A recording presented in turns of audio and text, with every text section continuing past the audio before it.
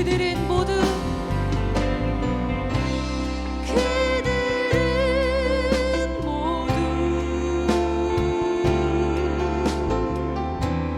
주가 필요해.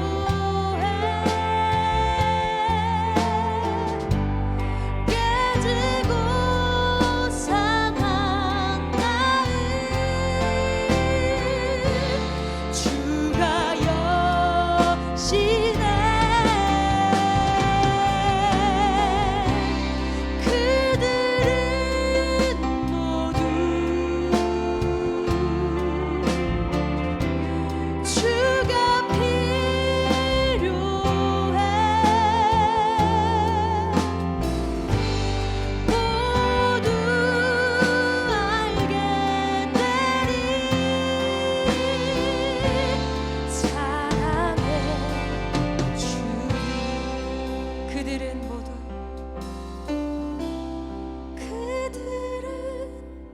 모두 주가 필요해. 주가 필요해.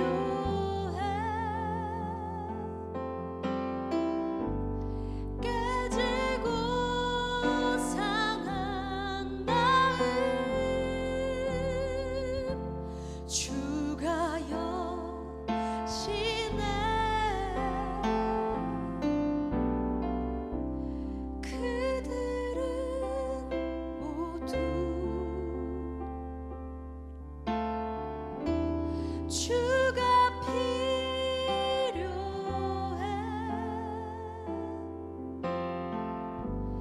모두 알게 되리. 사랑의 주님. 내 주의 보혈, 내 주의 보혈은 정하고 정하다. 내 죄를 정케 하신 주 나로라 하신다. 내가 주께로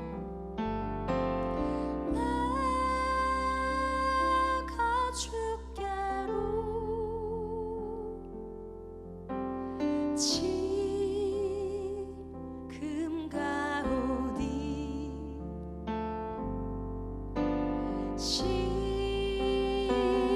십자가의 보혈로 날 씻어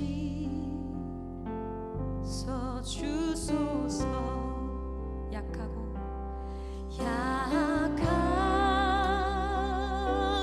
주에도 주께로 나가면 힘 주시고 내 주 안을 고시서 주시네.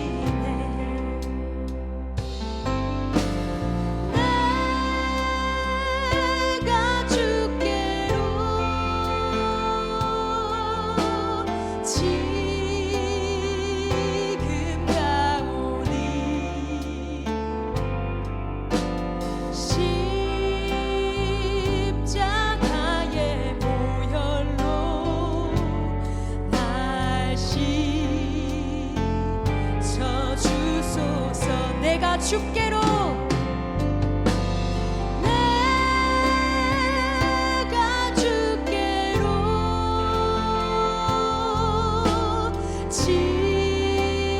지금 가오니.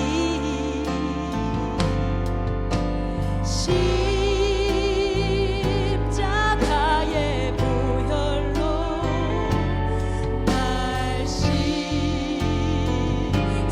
주소서.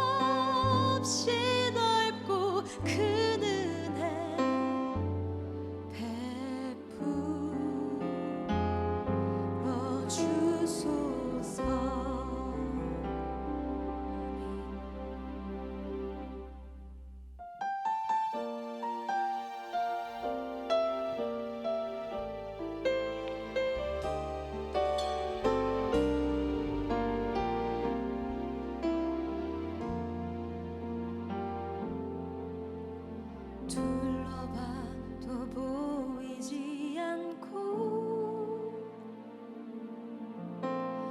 막혀버린 삶의 현실들 가슴 속에 시린 눈물과 두려움에 지쳐버린 내 삶 아픔 속에 서 있는 내게 안타까워 손 내미시네 눈을 뜨니 주님 계시네 나를 안고 그의 길로 날 인도하시네 지금 이 자리에서 주를 바라보며 지금 이 자리에서 주가 영광 받으시도록 주께 순복하리라 주께 나가리라 지금 이 자리에서 살아내리라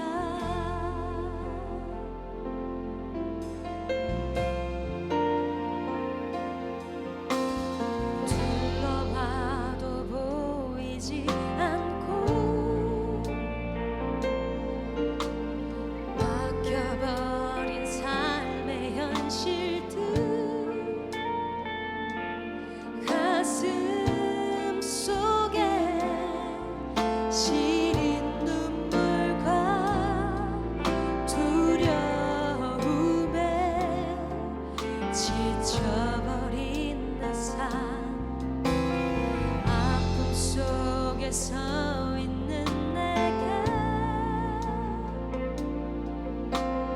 안타까워 손 내미시네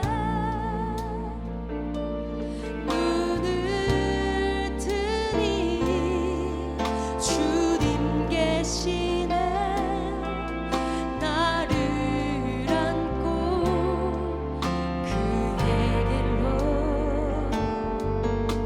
날 인도하시네 지금 이 자리에서 주를 바라보며 지금 이 자리에서 주가 영광 받으시도록 주께 순복하리라 주께 나가리라 지금 이 자리에서 살아내리라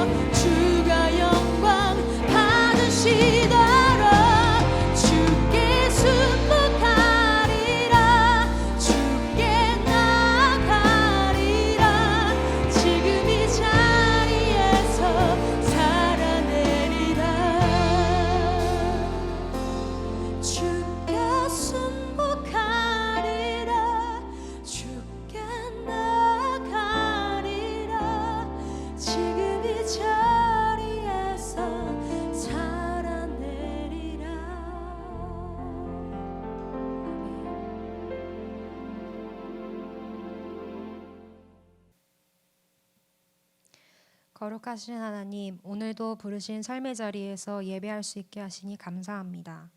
먼저 우리의 죄를 고백합니다. 모든 것을 은혜로 덮으시는 하나님인데 우리는 교회에 모일 수 없는 상황과 무너지는 일상 속에서 오는 체념에 갇혀 하나님을 바라보지 못했습니다. 여러 가지를 핑계 삼아 무책임한 신앙생활을 걷고 있는 연약한 우리의 모습을 회개하오니 용서하여 주시옵소서. 이때가 그저 마냥 혼란스러운 시기가 아니라 우리의 믿음을 돌아볼 수 있는 기회이자 희망이 되게 하여 주시옵소서.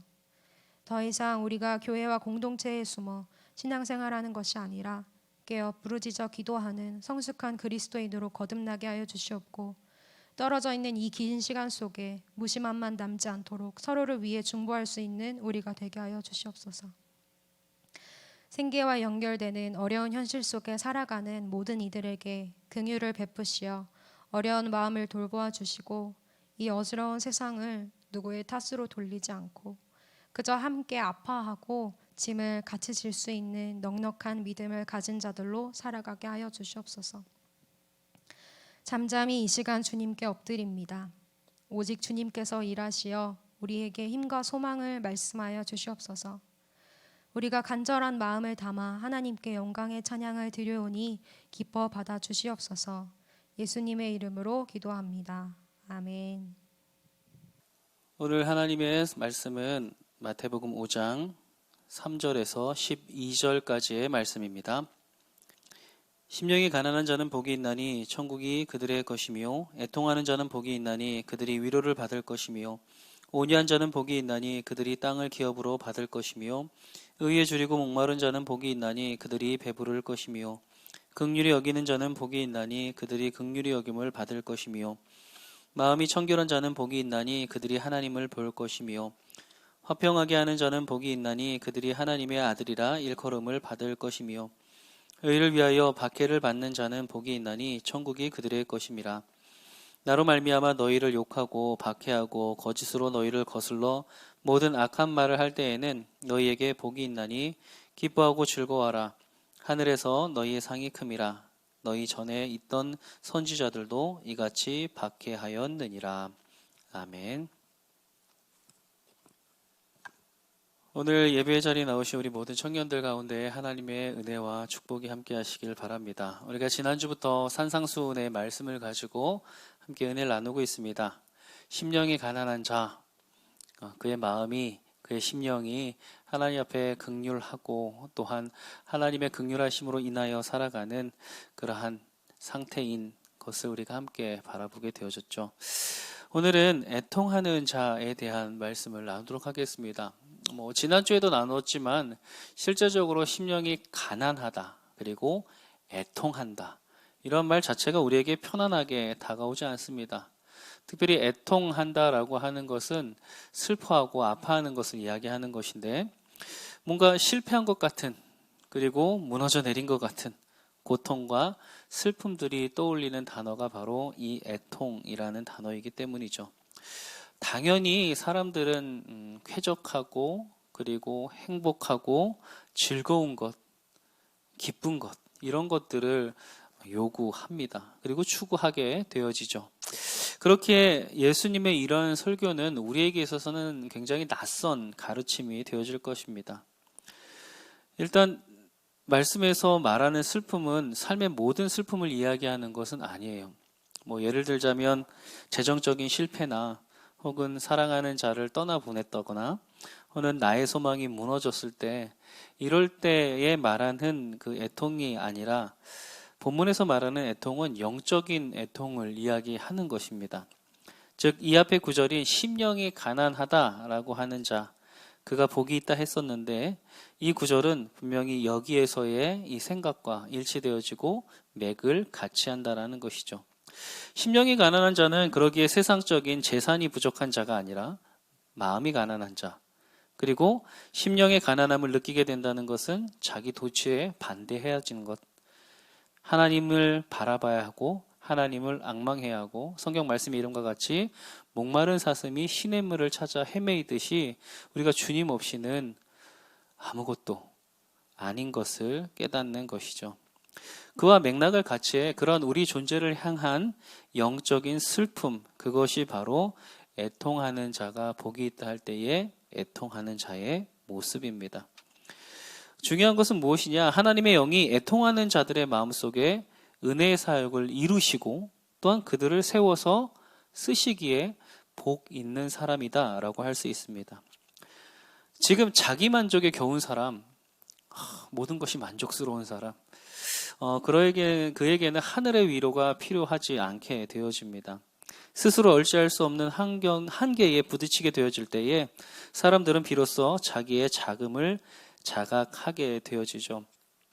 말씀을 하나 볼 텐데요. 마태복음 26장 75절에 있는 말씀입니다.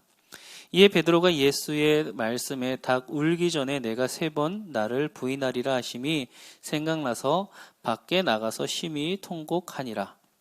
베드로는 자신이 다른 사람들은 다 예수님을 배반해도 나는 배반할 수 없습니다 라고 하는 자기의가 충만한 사람이었어요. 다른 사람은 몰라도 나는 그렇지 않다. 다른 사람은 그렇지 않아도 그렇다 할지라도 나는 결코 그러한 사람이 되지 않는다라는 자신감을 가지고 살았던 사람이 바로 이 베드로죠.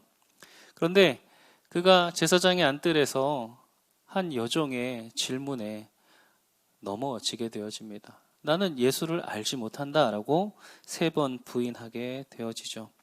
주님을 3번이나 모른다고 부인한 베드로는 닭이 울기 전에 내가 나를 3번 부인할 것이다 라고 했던 예수님의 말씀이 생각이 납니다. 그리고 그 말씀을 인하여 밖에 나아가 몹시 울게 되어지죠. 가만히 생각해 보면 이 시간이 없었다면 그가 자신이 어떠한 존재인 걸 깨닫고 그 가운데 애통하는 마음으로 눈물을 흘리지 않았다면 반석이라고 불렸던, 그리고 유대 예루살렘의 교회를 책임졌었던 베드로, 그 수장 베드로는 존재하지 않았을 것입니다. 애통하는 마음이 그렇기 때문에 중요하다라는 것이죠. 또 누가복음 18장 13절 말씀을 보면 세리에 대한 이야기가 나옵니다. 세리는 멀리 서서 감히 눈을 들어 하늘을 쳐다보지도 못하고 다만 가슴을 치며 이르되 하나님이여 불쌍히 여기소서 나는 죄인이로소이다 하였느니라 라고 말씀하고 있습니다. 그가 지금 자신의 상황이 어떤지를 알아요. 자기가 죄인이라는 것을 알기에 당당하게 바리새인처럼 주님 앞에 나아가서 사람들이 보는 앞에서 기도하는 것이 아니라 정말로 가만히 눈을 들어 하늘을 쳐다보지도 못하고 죄된 마음으로 기도하는 모습을 보게 되어지죠. 근데 이 세리를 본 예수님께서 이렇게 말씀하십니다. 누가복음 18장 14절 말씀을 보면 내가 너희에게 이르노니 이에 저 바리새인이 아니고 이 사람이 의롭다 하심을 받고 그의 집으로 내려갔느니라. 무릇 자기를 높이는 자는 낮아지고 자기를 낮추는 자는 높아지리라 라고 이야기하죠. 죄인이라는 것을 알았던 이 세리는 가슴을 치고 애통합니다. 그리고 자신이 죄인임을 고백하죠. 그런데 놀라운 것은 무엇이냐면 그래 너 잘못했다 해서 그치는 것이 아니라 예수님께서 그가 의롭다 함을 받았다라고 이야기합니다. 그리고 더 나아가서 뭐라고 얘기하시느냐? 자기를 높이는 자는 낮아질 것이지만 자기를 낮추는 자는 높아지리라 라고 이야기하죠. 애통하는 자, 그 자는 하나님의 붙드심, 하나님의 높이심을 경험하는 사람입니다. 나는 할 수 없지만 주님께서 하신다라는 것을 알게 되어지는 사람, 그것이 바로 애통하는 사람이죠. 또 탕자 이야기가 있습니다. 탕자는 죽지도 않은 아버지의 재산을 물려받아서 허랑방탕한 삶을 살고 그 모든 것을 탕진하게 되어지죠. 탕진한 후에 그는 자신이 얼마나 큰 죄를 지었는지 깨닫게 되어집니다. 그래서 이와 같이 고백하죠. 누가복음 15장 21절 말씀을 보면 아들이 이르되 아버지 내가 하늘과 아버지께 죄를 지었사오니 지금부터는 아버지의 아들이라 일컬음을 감당하지 못하겠나이다 하나. 그런데 아버지가 그 말이 끝나기도 전에 그를 끌어안고 그에게 입맞추며 내 아들아 라고 부르는 역사가 나타나게 되어지죠. 마치 세리의 고백과 같이 내가 죄인입니다. 내가 아버지의 자녀라고 하는 것 감당할 수 없습니다. 당신의 종으로라도 나를 받아 주옵소서라고 하는 그 애통하는 마음 가운데에 아버지의 놀라우신 사랑과 은혜가 경험되어지는 귀한 역사가 있었다는 것입니다. 그가 만약에 애통하지 아니하고 허랑방탕한 삶으로 끝까지 나아갔다면 그의 삶은 아버지와는 전혀 상관없는 삶, 아버지와 반대되어지는 삶, 더욱더 멀어지는 삶, 거기서 그쳐졌을 것인데, 이 애통하는 마음은 다시 아버지의 아들로서의 권세를 회복하게 되어지고 그 마음을 회복하게 되어졌다라는 것이죠. 주님 앞에서 이렇게 자기의 삶을 돌아보며 슬퍼하는 사람, 그 사람은 하나님의 은혜를 경험합니다. 그리고 하나님의 은혜를 경험한 사람은 사랑의 빚진 자 되어 자기의 연약함을 알기에 이웃들이 겪는 아픔을 함께 아파할 줄 아는 사람이 되어지죠. 그리고 세상에 만연한 고통을 해결하기 위해 마음을 모으는 사람들이 되어집니다. 즉, 이 세상 가운데 하나님의 나라를 이루어가는 그러한 놀라운 역사를 이루어간다라는 것이죠. 예수님의 생을 보면 천국이 가까웠다라고 선포할 때에 세례 요한과 마찬가지로 요구하셨던 것, 우리들에게 바라셨던 것, 이것이 하나님의 나라가 이제 임한다라고 할 때 우리에게 요구하셨던 것은 회개하라. 그리고 그 가운데에 눈물로 하는 회개, 그것들을 기대하셨던 것을 우리가 기억합니다.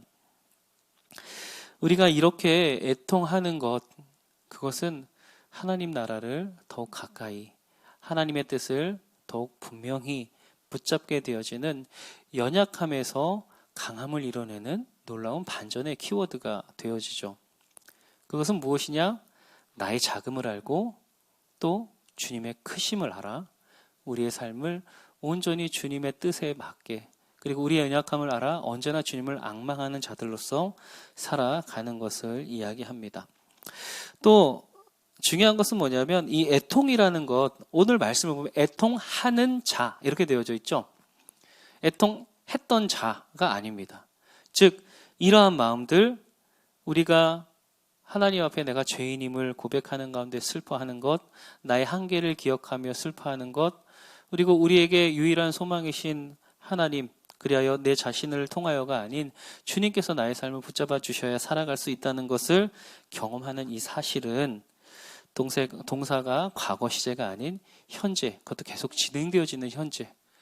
즉 우리의 마음은 우리가 지금도 여전히 부패하고 있다는 것, 부패한 일을 깨닫고, 그리고 그 가운데 우리 안에 죄악이 있음을 끊임없이 발견하여서 때로는 우리가 불신앙이라고 하는 큰 파도 가운데 있게 되어지거나, 또 반대로 자만하여서 그 자만함이 너무 커 하나님보다 내가 더 믿음직한 존재가 되어져 버린다던가, 혹은 나 중심적인 자가 되어 냉담한 사랑, 따뜻하지 아니하고 냉담해져 버린 사랑 가운데 있다던가, 혹은 신앙의 열매의 결핍을 깨달음으로써 나는 비참한 자이다 라고 부르짖게 되는 것, 그것이 바로 애통하는 자의 모습이 되어집니다.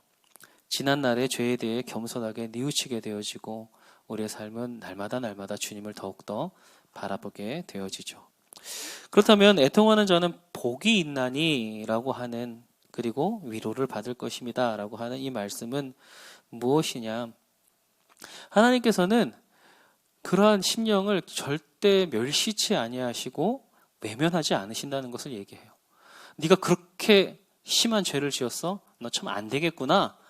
마치 요즘에 어떤 문제되어지는 기사가 나오지면 거기에 댓글로 수많은 사람들이 거의 십자포화에 비난을 쏟아붓는 것과는 다르게 하나님께서는 우리의 마음을 감찰하시고 우리의 모든 죄를 아십니다. 그렇다면 참 우리가 민망하기 그지없는 이때에 하나님께서는 그러한 우리를 넌 참 안 되겠다라고 하시는 것이 아니라 이 애통하는 마음이 있는 자들을 멸시치 않으시고 위로해 주신다는 겁니다. 그렇다면 이 위로가 무엇을 얘기하는 것이냐? 첫째로는 하나님의 위로, 그것이 우리로 하여금 참된 회심으로 돌아오게 한다라는 사실이죠. 우리가 그 애통하는 마음에서 끝나는 것, 그냥 거기서 멈추는 것을 이야기하는 것이 아니라 우리가 그 애통함으로 말미암아 주님 앞에 한 걸음 한 걸음 다가가게 되어질 때에 우리는 죄로부터 깨끗함을 받는 하나님의 위로, 하나님의 우리를 깨끗하게 하심을 경험하게 되어질 것입니다. 가인도 자신의 그 죄에 대해서 괴로워했습니다. 하지만 문제는 뭐냐면 괴로워했지만 하나님 앞에 나아가진 않았어요. 가룟 유다도 그가 자신이 지은 죄에 대해서 후회하고 아픈 마음을 가졌지만 그것이 거기서 그친 것이 아니라 그쳐버리는 바람에 베드로도 똑같이 애통하였지만 베드로는 다시금 예수님 앞에 나아가게 되므로 그의 삶이 변화되어지지만 가룟 유다는 그렇지 못했죠. 여기서 애통한다라고 하는 마음은 단지 내가 그렇습니다 하고 슬퍼하고 후회하는 데서 그치는 것이 아니라 이것을 해결해주고 우리를 위로해 주시는 하나님 앞으로까지 나아가는 것, 그것을 맡기는 것, 믿음으로 고백하는 것, 그 모든 것을 포함하고 있다라는 사실입니다. 그러기에 위로자이신 보혜사 성령님은 애통하는 성도들에게 계속해서 위로를 주십니다. 애통하는 자는 복이 있나니 위로를 받을 것이다 라고 얘기했던 것처럼 우리가 애통하는 마음 가운데에 성령께서 우리가 그것을 통하여 하나님 앞으로 나아갈 때 그 나아갈 수 있는 힘을 허락하시고 믿을 수 있는 믿음을 허락하시고 그리고 그 어려움을 이겨낼 수 있는 권능을 허락하여 주신다라는 것이죠. 그리고 마지막으로 우리가 생각해 볼 것은 무엇이냐? 이 위로 중에 가장 중요한 것은 뭐냐? 우리가 영원히 이 세상의 죄악에서 떠날 때 받게 되는 위로. 즉 하나님 나라의 백성으로 우리를 삼아 주셔서 우리가 죄악의 구렁텅이에 빠져 있는 것이 아니라 하나님 나라의 백성으로서 구원받는 자들이 가는 천국, 그것을 소망하는 가운데 일어나는 위로를 이야기합니다. 누가복음 16장 24절 말씀을 보면 이런 말씀이 있죠. 불러 이르되 아버지 아브라함이여 나를 긍휼히 여기사 나사로를 보내어 그 손가락 끝에 물을 찍어 내 혀를 서늘하게 하소서. 내가 이 불꽃 가운데에서 괴로워하나이다. 세상에서는 이 자가 부자였고 많은 것을 누렸습니다. 그런데 이 나사로라고 하는 평생 거지로 살아갔던 이 자가 하나님 나라의 아브라함의 품에 있는 것을 보게 되어지죠.